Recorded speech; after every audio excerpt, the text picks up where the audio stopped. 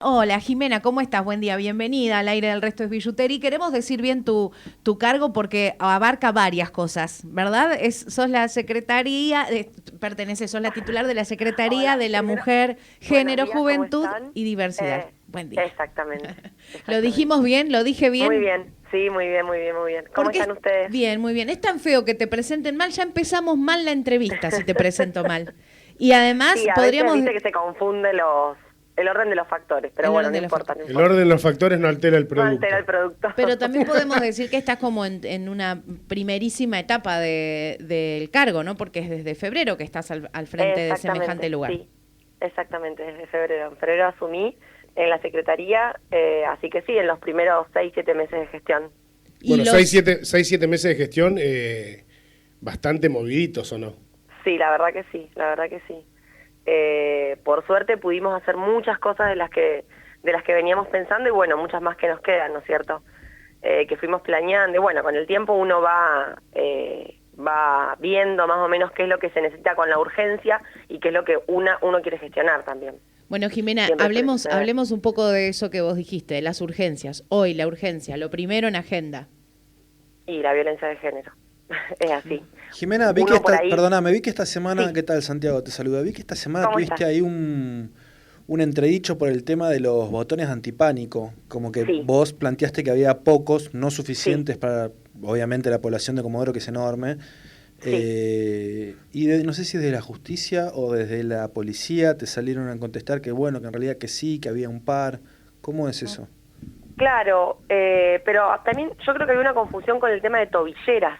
Ah, son dos cosas distintas las tobilleras y los Son dos botones. cosas diferentes. La Perfecto. tobillera la tiene el agresor, el botón antipánico lo tiene la víctima. Nosotras lo que le solicitamos siempre son los botones antipánicos, ¿Y obviamente. hay o no hay Y suficientes? no, que nosotras hemos solicitado hasta ahora nunca hemos tenido una respuesta favorable. Perdón, Yo a comentaba quién que se lo había visto uno solicitan? que era de una mujer que venía de otra ciudad de Comodoro. ¿Y a quién se lo solicitan? ¿A la justicia o al ejecutivo? No, nosotros directamente se lo solicitamos a la policía. A la policía es del Exacto. presupuesto de seguridad Ah, sale eso. Ok. exactamente. ¿Y cuál fue? Pero bueno, igualmente yo también lo que hablaba, porque un poco, no es, creo que no es solo la solución el botón antipánico, ¿no es cierto? O sea, porque a veces lo que termina sucediendo es que nos pasaba esto, el botón antipánico sonaba y no se sabía bien qué hacer porque no sabíamos quién nos tenía que avisar que el botón estaba sonando, porque lo que nos comentaban es que tenía que avisar entre Leo, entre Leo Rawson, de Rawson a Comodoro, entonces como que pasaba mucho tiempo también con esa situación y no sé si es la solución tampoco el botón antipánico. ¿Cuál es la solución? Y muchísima prevención, creo que eso es lo que, por eso yo decía, lo urgente obviamente que es ¿A qué le decís prevención, Jimé? a empezar a cambiar la cabeza de toda la población. Capacitación, educación. Totalmente, pero yo sé que es algo que va a llevar muchísimos años. ¿Cuánto es? Porque yo es una discusión que tengo con el tema de adicciones también. O sea, ¿hasta dónde se puede prevenir? Porque vos, capaz que un pibe en la primaria y en la secundaria, o sea, generalmente las nuevas generaciones son las que tienen la cabeza cambiada, más democrática, más Sí, inclusiva, ¿no? Con el sí, tema, bueno, usualmente suele gente ya más suceder eso. grande, ¿cuánto podés capacitar o educar a una persona de 30, 40 años o sea, ¿dónde entra a jugar un poco, digamos, el correctivo de la ley? No, yo creo que se puede. A ver, tampoco creo que como vos decís, que se van a hacer... A ver, una persona que ya tiene una manera de pensar, le va a costar mucho cambiarla. Pero creo que sí son pequeñas cosas que tenemos que empezar a cambiar. No sé, por ejemplo, yo veo que cambió un poco mucho el tema de no te metas. Tal Antes, cual. por ahí, si alguien escuchaba una conversación violenta de un conocido, es como que, bueno, eran cuestiones familiares. ¿Crees que falta corregir la empatía, el escuchar? Porque, por ejemplo, muchas van a hacer denuncias o muchos van a hacer denuncias y no lo toman en serio, lo minimizan el acto. Creo que eso Es que por también eso se te tiene que mutar, decía, o ¿verdad? sea, es mucho lo que se tiene que cambiar, capacitar desde todos los ámbitos, desde que el ciudadano común y corriente entienda que es violencia y desde el funcionario público en cualquier sector también lo entienda, eso que vos decís, por ahí una mujer con lo que cuesta ir a denunciar denuncia y le dicen, ay, pero ¿qué hiciste para que te hagan esto? O ¿por qué no Igual denunciaste hoy por antes? hoy O, casi que se ve más a la mujer que se anima a denunciar y la justicia o la fiscalía o la policía. O sea, yo me piden que denuncie, voy, denuncio, no me dan respuesta y me terminan termina siendo peor, ¿no? O sea, a mí lo que me vuelve loco es la gente que sí denuncia, las mujeres que sí denuncian y el Estado no logra protegerlas. Exacto. Por eso te digo, es muy compleja la situación, porque termina pasando eso. Primero estamos pidiéndoles que denuncien, que es importante que lo hablen, que puedan irse de la casa, y por ahí termina pasando que hay mujeres que con las que nosotras trabajamos que terminan siendo ellas las presas en sus casas, porque lamentablemente no las hostigan, las persiguen, y llega un punto en que no tenés más herramientas más que decirle, y sí, bueno, no es así, no va a ir preso nunca, capaz.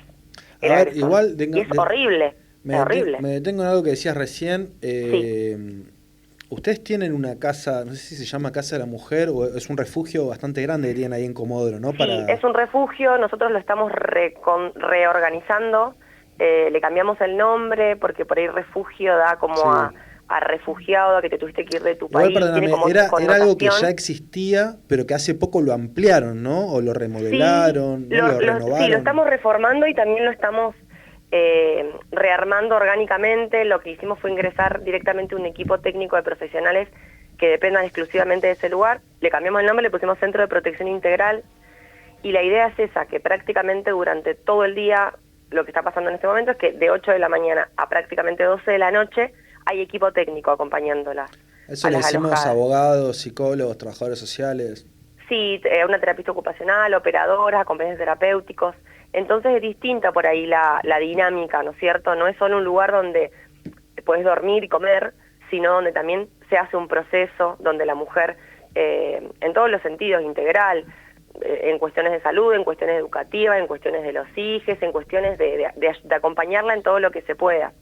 Muchas veces pasa que los egresos no son consensuados, a veces la mujer se quiere ir, quiere volver con el agresor o quiere irse a otro lugar, pero la idea siempre es que sea un proceso y que la mujer pueda finalmente poder lograr un empoderamiento un poco más grande y conseguir un trabajo, poder mejorar el nivel educativo. Depende de cada situación. Jimena, ¿no? Pero cuando la idea eso es que es un acompañamiento. Cuando eso sucede, cuando la víctima quiere volver con el agresor, ¿cómo se trabaja? En ese o decís bueno, y en principio es una siempre elección.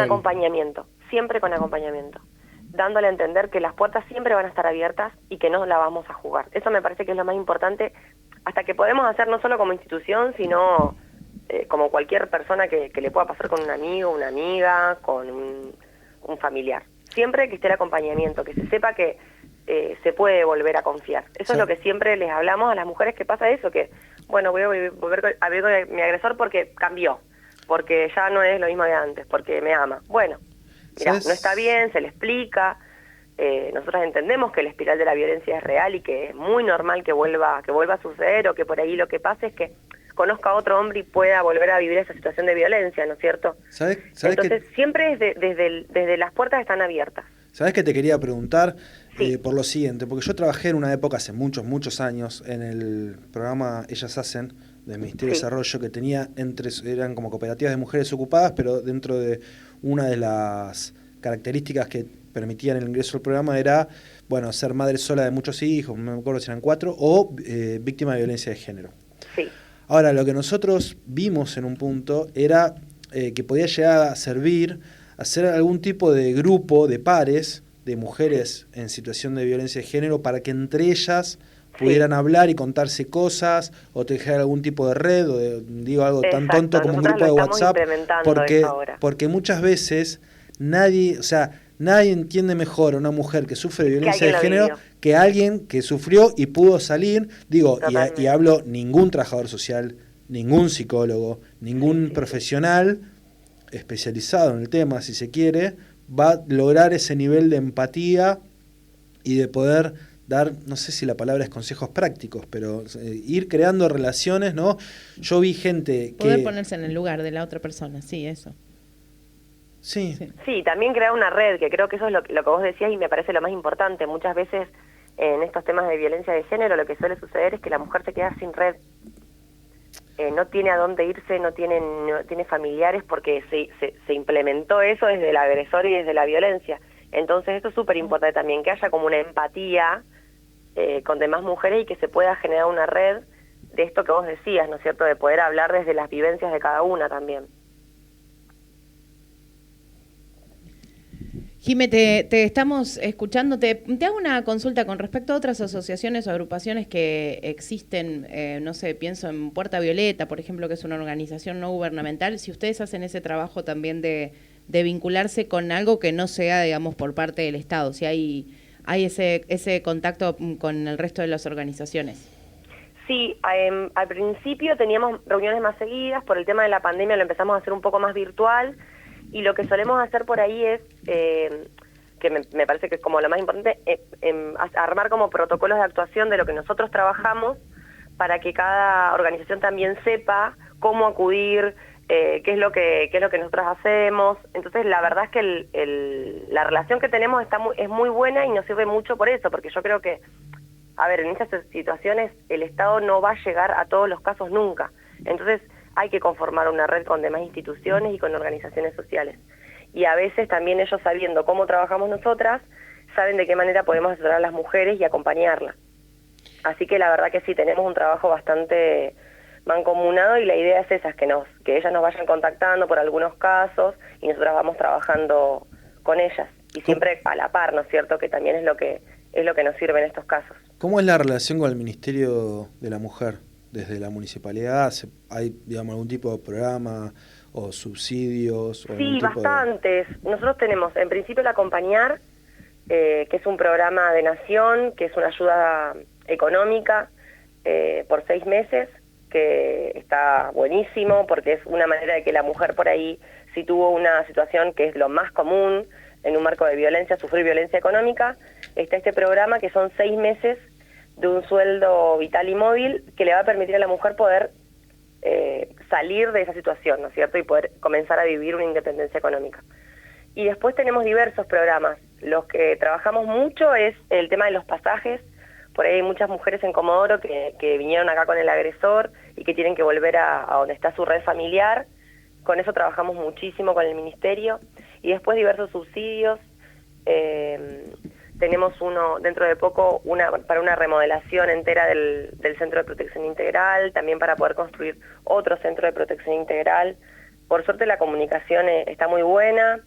También tiene muchas capacitaciones del Ministerio, que eso es algo que nosotros aprovechamos bastante para nuestro personal y también para las mujeres con las que trabajamos, ¿no es cierto? Porque a veces termina pasando eso, que también se quieren capacitar o se quieren formar al respecto, que está buenísimo también que sea una salida laboral. Jimena, ¿cuál es el balance que podés hacer de estos 6-7 meses de gestión que llevas al frente de esta secretaría y cómo es trabajar en Comodoro Rivadavia con respecto a esto, al tema género?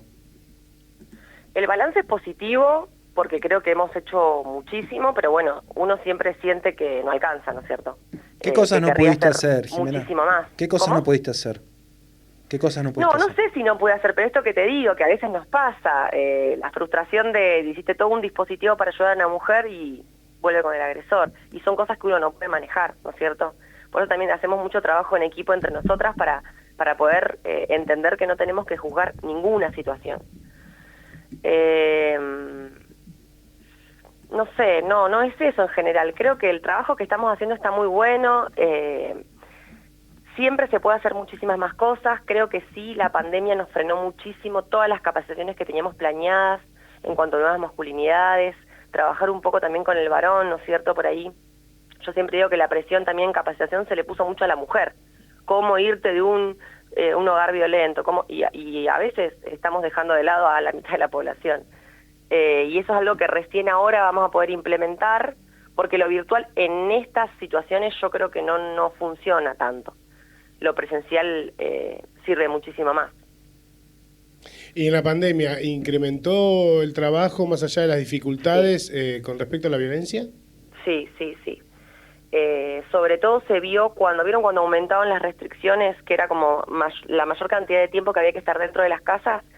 Ahí fue como mucho más preocupante. Teníamos varias mujeres que convivían con los agresores y que sabíamos que cuanto más tiempo está en la casa, disminuyen las posibilidades de trabajo, hay mayor consumo problemático, siempre aumenta la violencia.